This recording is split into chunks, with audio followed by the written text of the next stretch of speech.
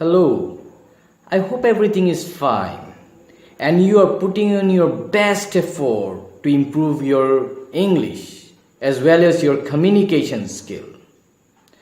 Today, I will take only a few minutes of your valuable time to make you understand exactly what is voice change, what do we mean by active voice, and what do we mean by passive voice?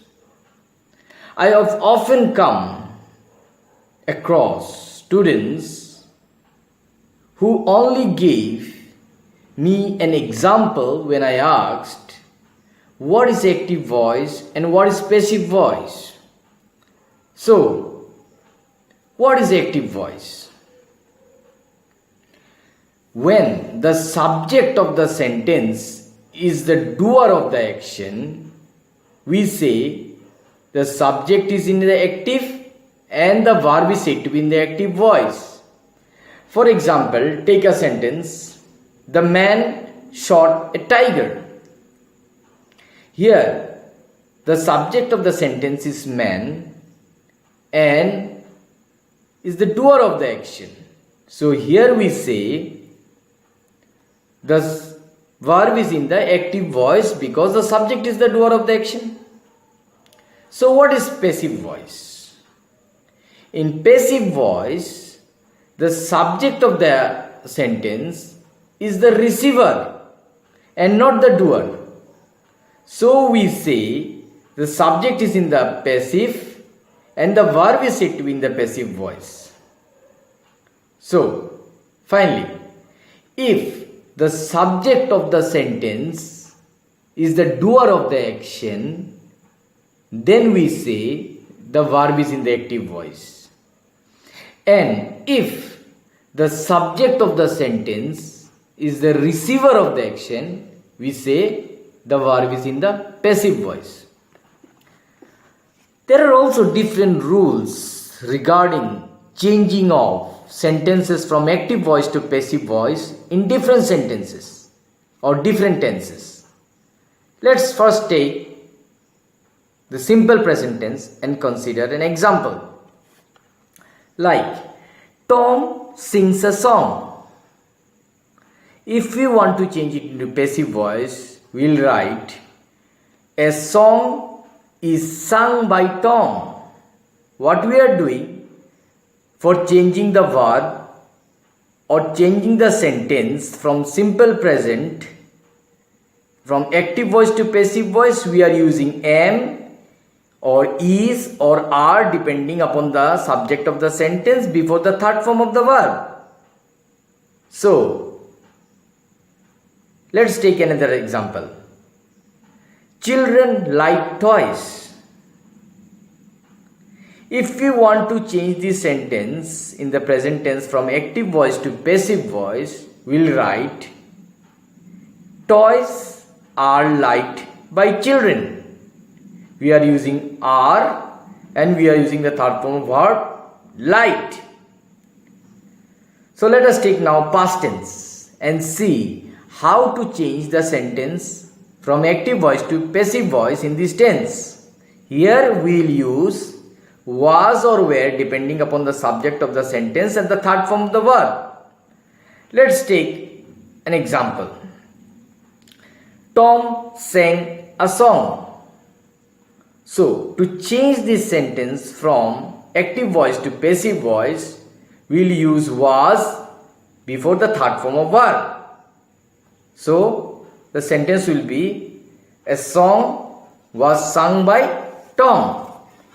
So, let's consider now an example in simple future. For a verb in the simple future, we have to use be before the third form of verb in the passive voice when we are changing from active. So, let's consider a sentence. Tom will sing a song, which is in simple future. If we want to change it into passive voice, we'll write, a song will be sung by Tom. So here we are using be before the third form of verb. Let us take or consider a sentence in present continuous tense. So what is the rule if a verb is in the continuous tense? Let's first take present continuous tense.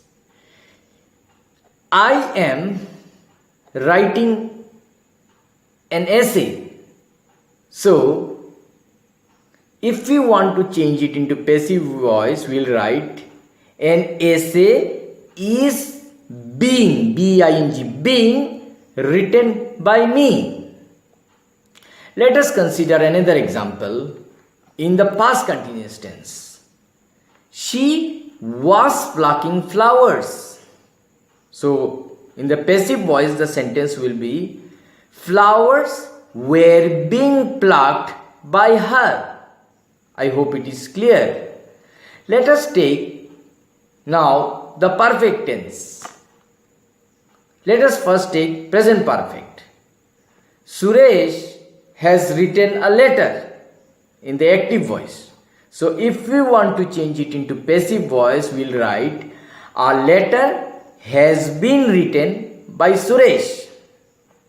We are using been before the third form of verb if we want to change it into passive voice. Let us consider a sentence in the past perfect tense. The children had eaten all the cakes. So if we want to change it into passive voice, we will write all the cakes had been eaten by the children. So here we are doing what? For changing the sentence from active voice to passive voice, we are using been, B-E-E-N, been before the third form of verb. Where in sentence there are auxiliary verbs like can, could, may, might, should, we also use be before the third form of verb. So let us take a sentence like this. She can write English. If we want to change it into passive voice, we'll write English can be written by her. Let us take another example using the modal verbs should. She should keep her promise.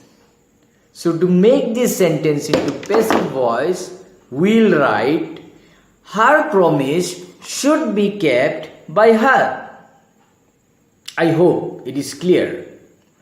We are using be before the third form of verb here also. There are many sentences where the sentences express requestor order. Let us consider this sentence first. Open the doors. If we want to change this sentence from active voice to passive voice, we can either start the sentence with let, like let the doors be opened, or we can also write the doors should be opened. There are sentences where there are two objects. So if in the active voice there are two sub-objects, we can take any one of them and make the subject of the sentence in the passive voice. Let us consider a sentence having two objects in the active voice.